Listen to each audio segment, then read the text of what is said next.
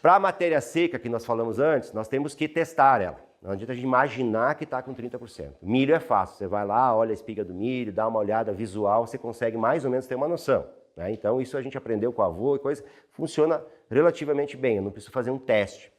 Para outros materiais novos do mercado, capiaçu, curumim, talvez alguém não ouviu falar, um ótimo, tá? Muito bom ele, só que não dá muito alto, mas ele é bem melhor do que o capiaçu em proteína, tá? Só que não dá tanta massa. Depois nós temos outros tantos que surgiram, cultivares, né, gramíneos, que não têm semente. Então, se não tem semente, vale a regra. Você tem que complementar ele com semente. Capim é capim. Capiaçu continua sendo capim, ele não é milho.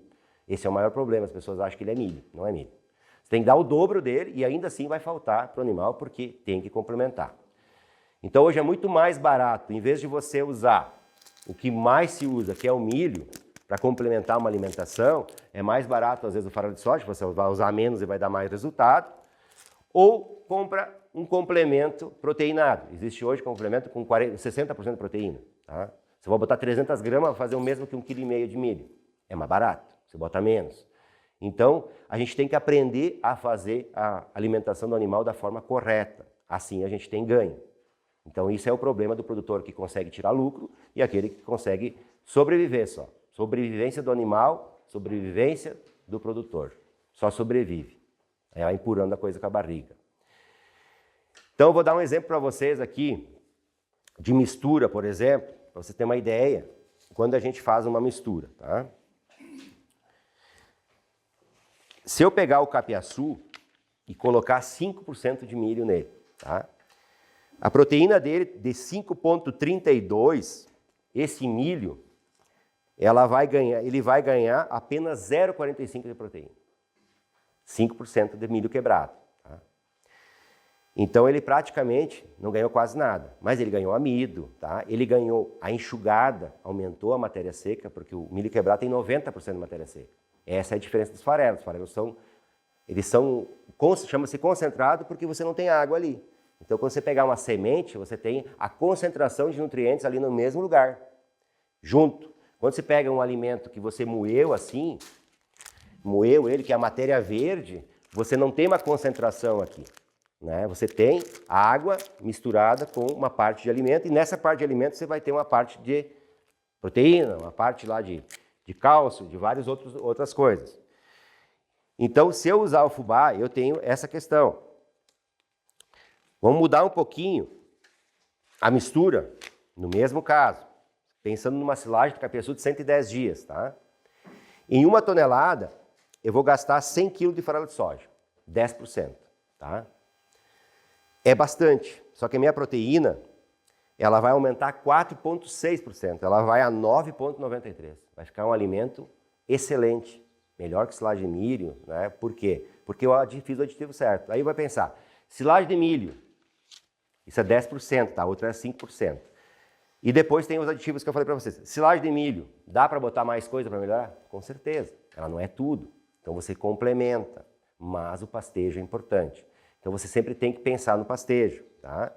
Então na alimentação a gente tem que sempre pensar nisso. Matéria seca, como é que eu vou saber de um capim, tá? Existem várias formas, tá? A primeira forma é a forma manual. Você consegue ver na mão uma aproximação da realidade do como ele está, tá? Eu vou mostrar para quem ficar de tarde. Na prática, ali depois que a gente moer, eu mostro para vocês, tá? E para quem talvez venha sair, você pega, moe, encheu a mão, tá? Não precisa moer muito, porque você vai fazer um teste primeiro. Moe, moeu, pega na mão, aperta com toda a força. Se cair uma gota, ele está muito molhado. Não pode. E vai ter aquele que vai escorrer, tá? Então ele só pode umedecer a mão. Se a mão ficar muito molhada, ele ainda está abaixo do que devia, tá? É um teste aproximado. O teste certo, você vai pegar 100 gramas, por exemplo, nem essa, vai botar no micro-ondas, de 2 em 2 minutos e vai pesando. Quando ele parar ele vai secando e você vai anotando no papel. 2 minutos, deixa ele esfriar, 2 minutos, deixa esfriar. Quando ele começar a descer muito pouco, vai em 1 minuto e cuida bem, porque ele pode pegar fogo, tá? Quando estiver quase no ponto, ele está bem sequinho, né? E aí vai mais na calma. Parou, você fez 2 vezes já meio minuto lá, vai diminuindo o tempo, fez 2 vezes meio minuto, não mudou mais, ali está a matéria seca. Pesou, sobrou 26 gramas, está com 26% de matéria seca. Você tirou toda a água para o micro-ondas. Esse é o teste real e certo e que vai funcionar 100%, tá? Para tirar a matéria seca. Mas o da mão aqui funciona bem. Eu, que tenho prática de fazer, eu faço na mão e consigo tirar, tá? Mas tem que pegar a prática com o tempo. Se tem dúvida, faz na mão, vai lá e confere no micro-ondas, acertei, tá acima de... Na mão aqui você vai ter acima de 24, 25%. Se tiver abaixo de 24%, por exemplo, já vai ficar com a tua mão bem molhada, tá? Se ele tiver em 20%, já vai pingar.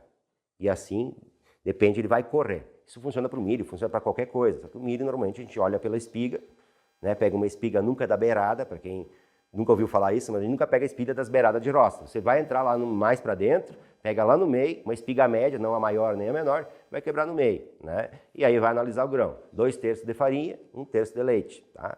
Aproximadamente isso. Porém, para quem não tira a matéria seca do milho, tem que olhar para o milho. Se ele pegou seca, ele vai estar com bastante seco. Você vai ter que olhar um pouco antes, tá? Porque senão ele vai passar demais. Porque senão o pé, você tem que olhar para o pé também, o pé tem que estar saudável, né? Quando dá uma estiagem, dá um problema que o pé está seco e a espiga ainda está muito molhada, tem que equilibrar. Aí é bom fazer teste também no milho, tá? Por isso que às vezes a gente acerta uma silagem de milho e às vezes não acerta tanto. Se fizer muito antes o milho, vai acontecer a mesma coisa que acontece no capiaçu, mas um pouco pior.